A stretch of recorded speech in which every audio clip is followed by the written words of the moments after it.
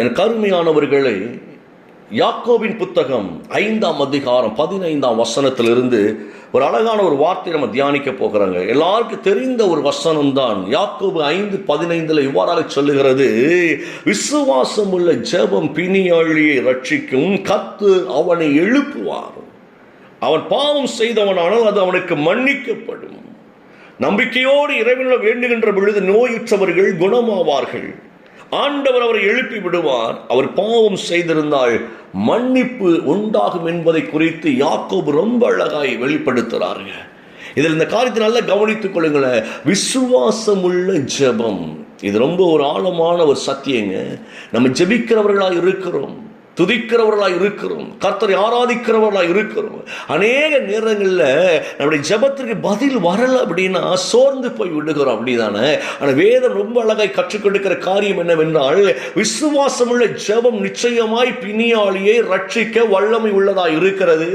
கர்த்தர் அந்த மனுஷனை எழும்ப பண்ணுகிறவராய் இருக்கிறார். அது மட்டும் இல்லைங்க, அவன் பாவங்களும் மன்னிக்கப்படுகிறது.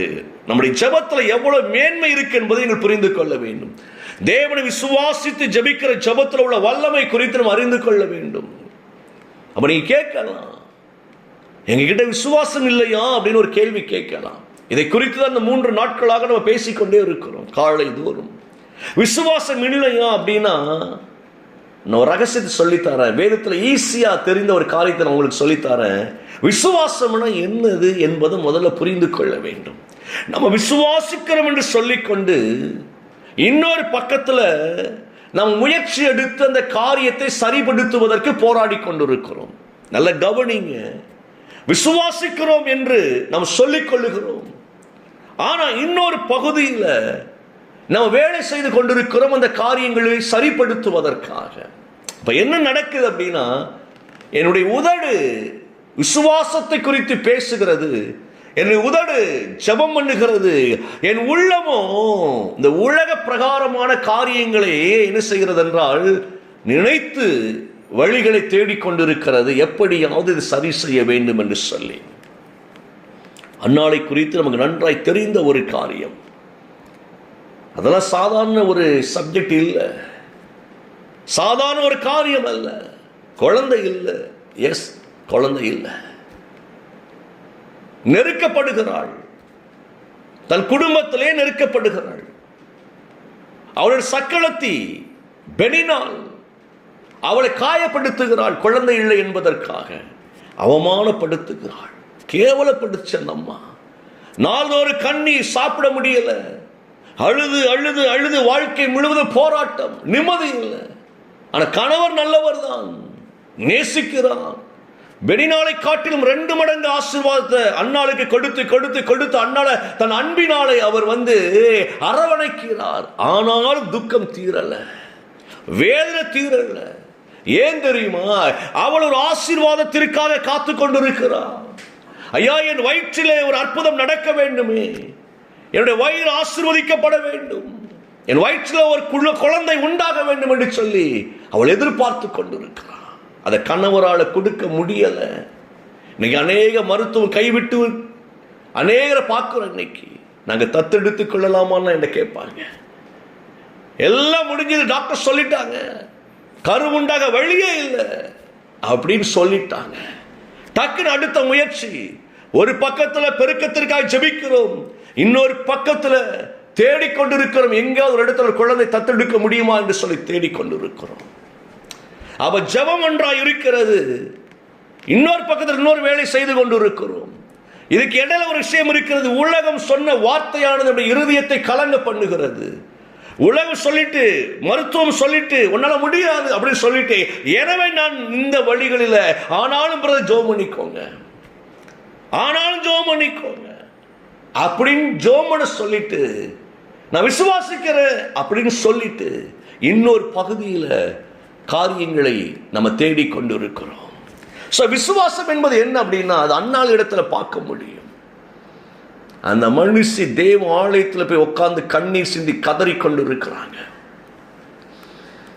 ஏலி கேலி செய்கிறார், ஏலி கேலி செய்கிறார். அவருடைய இருதயம் முழுக்க எப்படி இருக்கிறது? ஏலினுடைய இருதயம் குடித்து வெறித்திருக்கிறாள் என்று சொல்லி நினைத்து அவளை அழைத்து, குடியாரியே ஒரு குடியை விட்டு விடு, அப்படிதான் பேசுறாரு. அவர் ஒரு தீர்க்கதரிசி தான், ஒரு ஆசாரியன், நல்ல கவனிங்க, ஒரு ஊழியக்காரன், கர்த்தருடைய பணிகளை செய்யக்கூடிய ஒரு மனுஷன். அந்த மனுஷனுடைய இருதயத்தில் இவளை குறித்த விஷயம் எப்படி தெரிகிறது என்றால் மாறுபாடாய் தெரிகிறது. குடும்பத்தில் பிரச்சனை, சர்ச்சைக்கு வந்தா சர்ச்சிலையும் பிரச்சனை. யோசித்து பாருங்க. அந்த மனுஷன் சொல்றான், குடியை விட்டு மனம் திரும்ப அப்படிங்கிறான். இந்த அம்மா சொல்லுது, இல்லை இல்லை இல்லை இல்லை, என் இருதயத்தை ஊத்துன, என் இருதயத்தை ஊத்துன. உங்கள் இறுதி மங்களாய்த்து தேவ சமூகத்தில் கண்ணீர் சிந்துவது யாருக்குமே புரியாது, ஒருவருக்கும் புரியாது. உன் அழுகை உன் கணவருக்கு புரியவே புரியாது, உன் அழுகை உன் மனைவிக்கு புரியாது, உன் பிள்ளைகளுக்கு புரியாது, உன் குடும்பத்தாருக்கு புரியாது. புரியாத ஜனங்களுக்கு மத்தியில் தான் இன்னைக்கு அழுது கொண்டு இருக்கிறோம். அதனால தான் உங்கள் கண்ணீரை ஜனங்களுக்கு முன்பதாய் வீணாக்காமல் கர்த்தருக்கு முன்பதாய் நீங்கள் வடியுங்கள் அப்படின்னு அடிக்கடி சொல்லுவேன். அன்னாள் கர்த்தரிடத்தில் வடித்தாள், இருதயத்தை ஊற்றினாள், அங்கலாய்ப்பை எல்லாம் இறக்கி வச்சாள். இப்ப ஏலி சொல்றாரு, சமாதானத்தோட போமா, நீ ஜெபித்த ஜெபம் நிச்சயமாய் கேட்கப்படும், கர்த்தருனை ஆசீர்வதிப்பார், கர்த்தருனை ஆசீர்வதிப்பார். யோசித்து பாருங்க. அது ஒரு விஷயம் நடக்க என்ன அப்படின்னா, அன்று முதல் அந்த அம்மா துக்க முகமா இருக்கவில்லை. நல்லா சாப்பிட்டாங்க, நல்லா சாப்பிட்டாங்க, நல்லா ஆண்டவர் ஆராதிக்க ஆரம்பிச்சாங்க, ஜாலியா இருக்க ஆரம்பிச்சாங்க. அது வரைக்கும் வீட்டுக்குள்ள நிந்த அவமான கண்ணீர் இருந்தது. தேவ சமூகத்தில் இறக்கி வச்சதுக்கு அப்புறம் அவங்க சந்தோஷமா இருந்தாங்க, அதை குறித்து யோசிக்கல. கர்த்தர் அற்புதங்களை செய்தார். விசுவாசம் என்பது என்ன அப்படின்னா, தேவனிடத்துல கொண்டு இறக்கி வச்சுட்டு நம்ம சந்தோஷமா இருப்பது. இதைத்தான் நீங்கள் கற்றுக்கொள்ள வேண்டும். சொல்லியாச்சு ஆண்டவர் இடத்துல, ஒரு தடவை சொல்லிட்டீங்களா, அதுக்கப்புறம் அதையே போட்டு போட்டு போட்டு போட்டு நீங்க என்ன செய்யாதீங்க, கிளறாதீங்க, கிண்டாதீங்க. அவர் பார்த்து கொள்ளுகிறவராக இருக்கிறார். விசுவாசம் உள்ள ஜெபம் பிணியாளியை ரட்சிக்கும். அந்நாளுக்குள் அற்புதங்கள் நடந்தது காரணம் என்ன? அவளுடைய விசுவாசம். அந்த விசுவாசத்தினுடைய ஆழம் என்ன?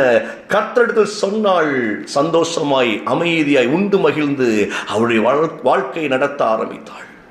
கர்த்தர் அதிசயங்களை செய்தார். உங்க வாழ்க்கையில் நடக்கும், நீ பயப்படாது, நீ கவலைப்படாது, கண்ணீர் சிந்தாத, இறக்கி வச்சுட்டு நீங்க சந்தோஷமாயிருங்க. உங்க மனதை நீங்க அப்படி ஃப்ரீ ஆக்கிக்கோங்க.